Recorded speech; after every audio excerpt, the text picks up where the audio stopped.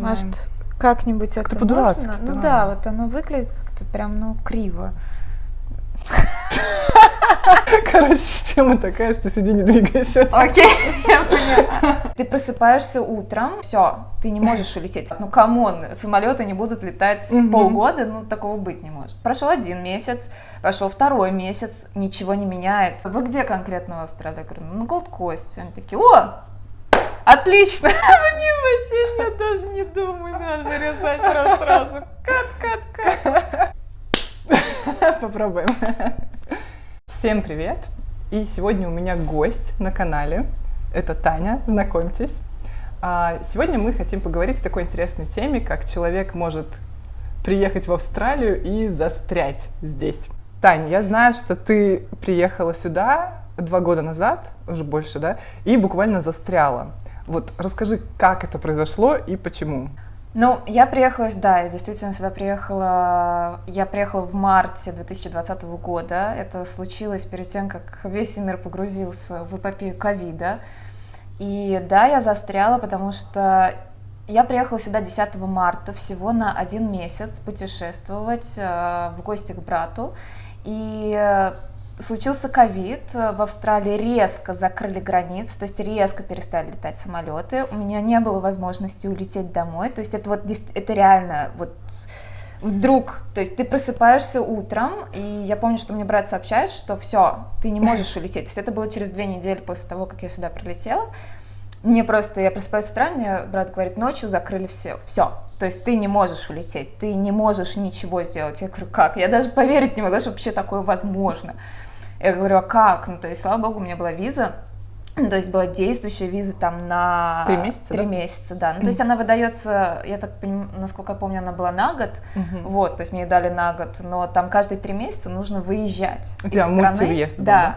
На каждые 3 месяца мне надо было выезжать и въезжать назад, такие условия визы, да. То есть мне надо было покидать Австралию. А выехать-то нельзя, получается. А выехать-то нельзя, и вот что делать, я здесь, как бы.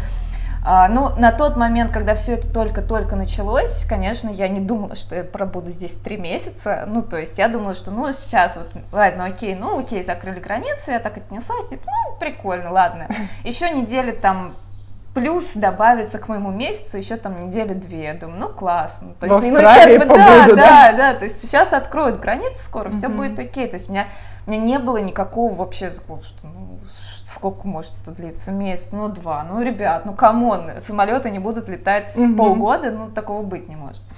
Но время... закрыли страну на 2 года. И закрыли страну на 2 года. Время шло, то есть прошел 1 месяц, прошел 2 месяц, ничего не меняется. То есть многие начали писать в департамент. Как вот с визой вот этот вопрос? Да, многие начали писать. Я читала разных русских, которые тоже застряли, и в каких-то других там странах, в том числе и в Австралии, кто чего делает, многие начали писать в посольство России, посольство в Сиднее, да? Да. И что, мол, ребята, help. А они вообще что-то отвечали? Ты писала? Там получилось так, что да, я писала, но мне ответили, наверное, через какой-то период, где-то, наверное, месяца через 2, может быть, это было или 3, это было, наверное, середина июня, мне позвонили и спросили, у вас все хорошо? Вы где сейчас в Австралии? То есть, откуда-то оттуда. Я точно не буду говорить откуда, потому что я не помню, не хочу никого винить и обвинять, я не помню, откуда, кто конкретно это был, но откуда-то из Австралии, главное, кто-то они позвонили вообще. Да. Позвонили мне и спросили, как у вас дела, я говорю, нормально. И мне говорят, вы где конкретно в Австралии? Я говорю, на Gold Coast. Они такие, о, отлично, отдыхайте, там хорошо. А у тебя на тот момент ты уже как в этом подвешенном состоянии? Не, это было на самом деле, честно сказать, для меня лично это было достаточно страшно, потому что я не рассчитывала на то, что я буду в Австралии так долго, у меня не было работы, я на туристической визе, я на птичьих правах в стране, с какой-то левой страховкой. То есть и 3 месяца-то уже вот эти прошли? И 3 месяца, на тот момент уже, пришлось подаваться на новую визу, на еще одну туристическую, потому что, а что делать? Ты выехать не можешь, ты ничего сделать не можешь. Ты не можешь условия визы выполнять. Мы же в Австралии, австралийское государство, все естественно, все понимают, они, естественно, все это спокойно, многие подавались, это была норма на тот момент, что они выдавали визы, достаточно быстро и практически всем, кто здесь застрял, в такой ситуации оказался. Если бы я на тот момент знала, что я даже могу поменять на студенческую визу, возможно, моя бы история даже пошла более быстрыми темпами. Но вообще, по идее, ты же не имеешь права, если ты приезжаешь. В нормальной ситуации. В нормальной ситуации ты не имеешь права менять свою визу, например, с туристической, ты не можешь поменять ее на эту студенческую. Да, то есть по австралийским условиям нет, это невозможно. Но тогда, так как ситуация была критическая, вообще непонятно какая, Австралия пошла многим людям на, как это говорится? Навстречу? Навстречу, да, многим людям навстречу, и меняла. Я не знала об этом, я подалась снова на туристическую, потому что у меня не было других вариантов, но я все еще грезила тем, что я сейчас улечу, потому что в целом у меня не было любви к Австралии, то есть у меня не было, многие люди, которых я встречала, ты сама свидетель, говорят, Австралия, это прям страна мечты. Это же мечта застрять в Австралии, да? Это просто, ты, я не знаю, счастливица и так далее. У меня было такое, верните меня домой, когда у тебя здесь, у тебя нет работы, у тебя нету своего круга друзей, то есть ты вообще потерянный немножечко такой, может быть, это был еще мой конкретно склад характера, я не знаю, но у меня все равно было такое, что я хочу домой, то есть у меня здесь ничего нету. У тебя работа, ты чем занималась? В России я была актрисой. Я закончила театральный институт, я работала по профессии, снималась в разных сериалах, играла на сцене. Это так круто. Не каждый день встретишь актрису. Как было, то есть у тебя как-то сохранилось рабочее место или что произошло в тот момент? Но в тот момент, так как я условно работала не в стационарном театре, то есть я не работала по трудовой книжке, то есть я работала от проекта к проекту, то я была как контрактник. То есть это было немножко другие условия, поэтому... А тоже же все позакрывалось тогда в России, да, и театры? Там никто ничего не делал на протяжении полугода, там все закрылось. То есть весь мир вообще в таком, мне кажется, поэтому там у меня не стоял вопрос того, что что делать с работой. У меня все друзья сидели дома, все актеры, режиссеры, все, кого я знаю, все сидели дома, все так же писали никто не знал, сценарии, что делать пытались вообще. снимать какие-то еще видео, тиктоки, не тиктоки, кто на что гораст, потому что, хочется как-то в онлайн выходить, проявляться-то хочется, а какая возможность? Только онлайн, поэтому все как-то тоже начали в эту стезю тоже что-то уходить, делать, пытаться. Много сериалов я видела, каких-то тогда в России появилось домашнего онлайн, формата, да. То есть там, как-то, да. Что происходило потом? Как вообще, чем ты тут занималась? Вообще занималась я здесь очень много чем за эти 2,5 года. За 2,5 года я занималась много чем, но когда я поняла, это было уже середина июля, я поняла, что улететь у меня так и не получается. То есть реально середина июля 2020 года я все еще здесь, у меня нет возможности покинуть страну в прямом смысле этого слова. То есть это реально. Первая возможность, реально забегая вперед, первая возможность покинуть страну была в сентябре 2020 года, то есть через полгода. А страна же была вроде еще закрыта у нас? Закрыта. Или можно было выехать? Там можно там начали редкие рейсы появляться, и то есть на этих редких рейсах ты мог отсюда уехать. Были какие-то спасательные, не спасательные вытащить самолеты, наших туристов, что-то такое было, но как-то вот мимо меня это абсолютно точно прошло, потому что мне позвонили, спросили, а вы где? Ну, я говорю, на Gold Coast, а это, чтобы вы понимали, Gold Coast — это штат Квинсленд, то есть, как бы, условно, основной штат — это скорее Нью-Саус-Уэльс, это там, где Сидней, откуда действительно могли забирать людей, откуда, ну... У нас же еще штат был закрыт. Штаты были закрыты, то есть Квинсленд был закрыт на протяжении 2 лет вот вообще. Это, кстати, вообще... Отсюда нельзя было выехать, потому что ты выезжаешь, это, если ты хочешь назад въехать, это 2 недели карантина, но это уже впоследствии, когда это вот вся только заварушка началась, покинуть штат было. Да, то есть тут они все... Тут из дома-то выйти проблема вот была. Поэтому... Тут такие штрафы были, что вообще жуть какая-то. Поэтому, ну, как бы, вот я вообще передвигалась только в районе вот места, где я жила, и все. Ну, более того. И ты стала студенткой, да? Ты пошла учиться? Я стала студенткой, потому что, да, это вот было в середине июля, я стала студенткой, но фишка в том, что ты можешь учиться на туристической визе на протяжении 3 месяцев любому курсу в Австралии. Вот, поэтому я вот стала студенткой, ну, как бы на туристической визе, я пошла учить английский, потому что, да. Что, в общем-то, как ты тут все равно находишься, и английский нужен. Я здесь находилась, и вот, да, потому что английского у меня не было, и как бы... Это было офлайн?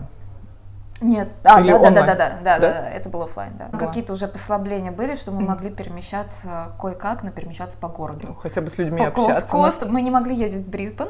Да. Так это уже все далеко немного, да, и так уже вспоминаешь, а тогда ты это вообще казалось, как так, почему я не могу там туда. То есть мы не могли ездить в соседний город, ближайший, но могли перемещаться по...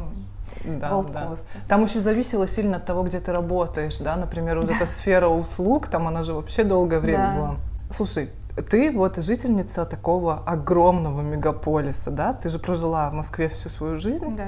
И вот каково тебе было вообще, ну, приехать из такого вот сумасшедшего, ну, как бы ритма жизни, да, и попасть сюда, в Gold Coast, это такой более серферский, такой на расслабоне, вообще город, пляжи, вот это все. Как ты себя ощущала, да, и какие сравнения можешь привести здесь? Ну, для меня, опять же, наверное, вот почему у меня не случилось любви в начале с Австралией, потому что я ассоциировала Австралию как раз-таки с Gold Coast, потому что, ну, я единственное, что могла видеть, да, из-за ковида, всех ограничений и тому подобное.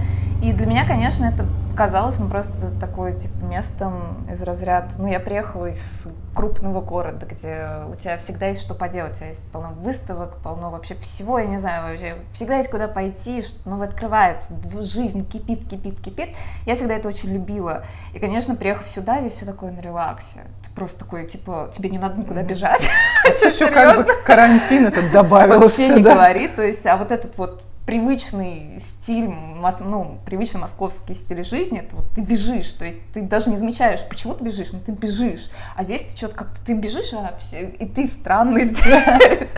Ты как это останавливаемся, да, и то есть я поняла, вот я сейчас даже себя недавно поймала на мысль, что я уже двигаюсь, я не бегу никуда, я уже вообще не бегаю, я просто везде спокойно передвигаюсь, вообще очень медленно, как черепашка такая, то есть меня заразили, это заразно. То есть такая привычка была бежать, а было чего-то, что прямо вот, ну, не хватало? Ну, ты говоришь, вот выставки, концерты, да, что-то еще? Да, но это, опять же, в это время было ковидное, так что, как бы, в любом случае, там этого тоже не было, но в целом вот это вот, там большой город, ну, то есть здесь это все-таки такой прям маленький мирок, он, конечно, такой прикольный, но он прикольный, как вот для меня лично это было как, ну, на курорт съездить, там, не знаю, ну, вот как раз месяц, да. Это вообще вот просто enough, ну, то есть вот больше не надо, а как бы, ну, потом уже такой, типа, а что здесь делать-то вообще, а что здесь люди делают, а здесь магазины в 5 часов закрываются, да, здесь кафе закрывается в 2 часа дня, ребят, вы чего, это жизнь? Когда у нас вообще можно прийти в любое время, в принципе, да, там, ну, то есть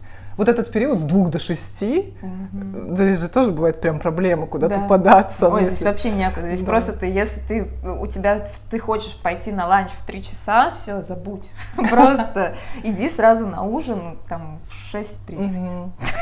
Есть ли что-то такое, что тебе вот сейчас, по прошествии этого времени, больше нравится, ну не то, что больше, да, ну вот как-то именно то, почему бы ты скучала бы, находясь в Москве? Ну, конечно. Ну, я вообще могу сказать, что я очень полюбила Австралию. Для меня это не была любовь с первого взгляда, скажем так. Это была такая любовь, которая, когда к тебе, наоборот, такая Австралия стучится. Ну ты чё, ну ты её давай, да да, ну иди ты нафиг, у меня вообще не хочу ничего, не это. А потом как-то вот, я не знаю, вот прошло время, я понимаю, что, блин, я очень полюбила. То есть любовь как-то случилась. Она случилась, да? я очень полюбила Австралию, я это прямо вот сейчас, я это очень хорошо понимаю, у меня, ну, как бы, у меня вот, ну, у меня сейчас сердце, как, ну, такой вот из разряда, что вот есть там часть, я вот люблю там Россию, я люблю Австралию не меньше, то есть у меня вот как-то, ну, вот... Ну да. Я прижилась, я приняла, наверное, вот эту вот, то, что вот это тоже процесс, когда ты совершенно другой среды, ты совершенно другой культуры, менталитета, и принять, понять, и как бы вот попытаться встроиться в совершенно иной, то есть это вот как два разных мира, потому что я никогда не забуду свое первое впечатление, когда я вышла из аэропорта в Австралии в первый раз, вот самый первый раз я выхожу из аэропорта, и вот я помню свое ощущение, что я на другой планете. Все, это было реально так. Это вот я просто вышла из аэропорта. Тут же у нас все кверх тормашками, как говорится. Вот, ну, да, ну то есть я реально, у меня было ощущение, что я на другой планете, и я совершенно не понимаю, что это за планета, а как на ней жить. И ты еще это не выбирала, как бы, да? Я еще это не выбирала, это вот просто, ну как бы вот так вот случилось, судьба, не судьба, называйте как хотите, ну то есть вот произошло, то есть и мне надо с этим мириться, то есть меня жизнь вот так вот поставила в какие-то такие определенные рамки, как условия. Вот эти процессы-то есть отрицание, потом принятие, а потом наоборот, да, уже что такая. Но сейчас вот не знаю, сейчас я полюбила Австралию, мне здесь очень комфортно, мне здесь нравится, я себя чувствую здесь прекрасно, мне нравится, что я вижу часто солнце, и вот не знаю, как-то бывают разные состояния, я же человек, но в целом, как бы, да, много есть чего и того, что мне не нравится, как и в любой стране, мне кажется, это можно найти, но в целом мое вот личное восприятие, если говорить конкретно про меня, мое личное восприятие, это, ну, да, любви не было в начале, но любовь произошла. Ну, мне кажется, такая любовь, она даже дольше живет, вот как, что такая спонтанная, а вот все-таки случилось. Такой еще, знаешь, вопрос, вот была ли ты где-то здесь еще в других местах, и где тебе нравится больше всего, ну, если города, например, сравнивать? Ну, я путешествовала по штату Квинсленд, и я была в Сиднее, ну, вот Сидней, конечно, Сидней это вообще моя любовь, Сидней для меня это, я не знаю, это вот прям город мечта, мне кажется, я там просто вообще туда приехала, и все, я дома, ну, вот у меня было такое ощущение. Да, я согласна.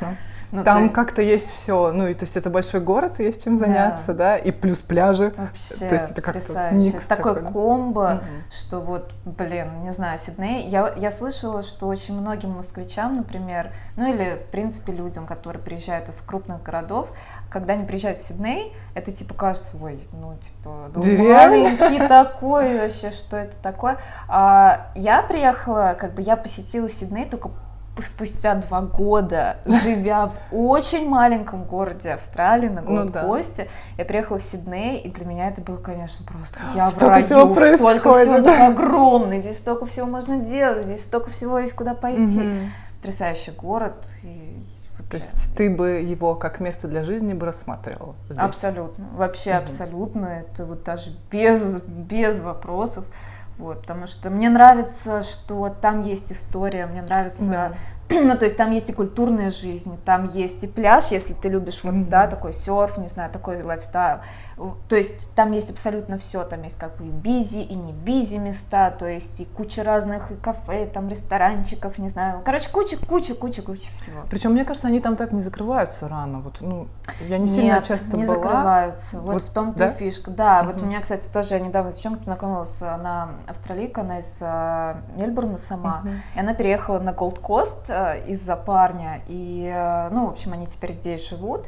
И она говорит, ой, я Голд-Кост вообще не люблю. Я говорю, чего так? Как бы вот многие австралийцы так любят Голд-Кост. Она говорит, я из Мельбурна, я из крупного города. Она говорит, для меня то, что здесь закрывается в 2 часа кофейне, как бы, что тебе некуда пойти, здесь нет никакой жизни, как бы для меня это очень, то есть, ну, для нее это тяжело, ну, то есть это показатель того, что все-таки там в том же Мельбурне, я, к сожалению, в Мельбурне еще не была, я очень надеюсь, что у меня получится, да, что я еще съезжу, вот, но вот даже вот как бы в сравнении, что в самой Австралии тоже есть очень много разных мест. Поэтому... Зато у нас погода лучше здесь, на Голд-Косте. Ну, да, собственно, почему сюда тоже и едут. Да. Знаешь, еще хотела спросить вот такой момент про австралийцев. А вот было ли у тебя какое-то ощущение, когда ты приехала, что они как-то отличаются от нас? И есть ли вот сейчас, есть ли какие-то отличия от русских? Да, есть. Конечно, в первую очередь по вот какому-то, не знаю, как только ты приезжаешь, очень сильно бросается в глаза, да, насколько они приветливые и насколько они тебе улыбаются, и вообще, что ты проходишь мимо. Для меня, я даже пост в Инстаграме писала, как только вот первое мое впечатление об Австралии, это было, мы пошли на хайкинг, по-моему, в Тамбарин, если не ошибаюсь, куда-то туда, и, в общем, там мы, когда шли, прошли мимо нас люди, ну, австралы, и они поздоровались, я такая, типа... Чё? А я спрашиваю, типа, брата, а что они здороваются? Такой, ну это типа вот здесь, да, когда они идут, улыбаются и здороваются, такая, а я же, ну как, мы вообще друг другу никто, никак, ну то есть для меня вот это было шокирующим, почему они такие, ну как, что ты тут улыбаешься, да? Что это, ну как-то, и прям, ну и постепенно ты как-то обращаешь внимание, что это везде, то есть у них культура, это вот это вот, ну как бы улыбка, вот вежливость, да, вот какая-то такая... Другой вопрос, что, ну, с этим тоже можно много чего и в минус сказать. Ну, как бы, насколько это искренне, да? Ну, да, то есть тут это, как бы, я просто поначалу меня это подкупило, ну, реально подкупило, потому что особенно после Москвы, как бы, когда все ходят просто и тебя, не знаю, локтями распинывают, и как куда-то мчатся, и только тебе, не знаю, какие-нибудь плохие слова в твой адрес могут сказать. Конечно, после этого, ну, это прям вау.